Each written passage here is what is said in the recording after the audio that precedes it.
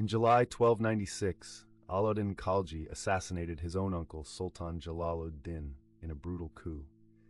Jalal-ud-Din's death not only marked the end of a dynasty, but also ushered in an era of ambition and ruthlessness.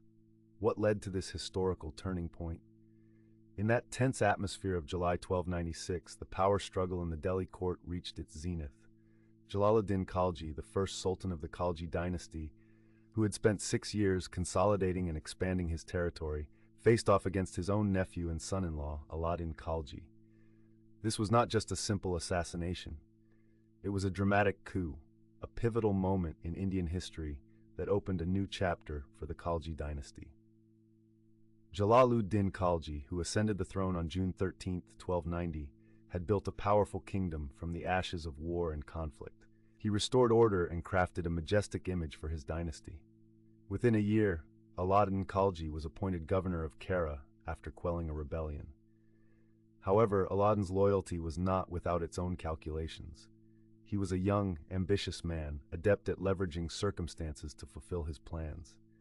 In 1296, Alauddin continued to demonstrate his capabilities when he was assigned as the governor of Awadh following a successful raid in Bilsa.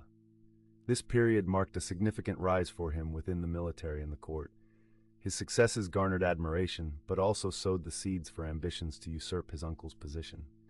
Ultimately, desires for power led Alauddin to a shocking decision. On July 20th, 1296, he executed a quiet yet ruthless assassination of Jalal-ud-Din in Kara. The death of Jalal-ud-Din Khalji not only ended the reign of a visionary sultan, but also marked the beginning of a new era characterized by Alauddin's unchecked brutality and ambition. There are debates surrounding Jalal-ud-Din's death. Some sources document it as happening on July 19th, while others argue it was on July 20. The method of assassination is also contentious, with some claiming Jalal-ud-Din was killed while on a boat, but no definitive records confirm this. Immediately after his uncle's demise, Alauddin declared himself the new Sultan of Delhi, determined to rise from the ashes of the slaughter. On October 21, 1296, he was officially proclaimed Sultan of Delhi, marking the start of this controversial reign.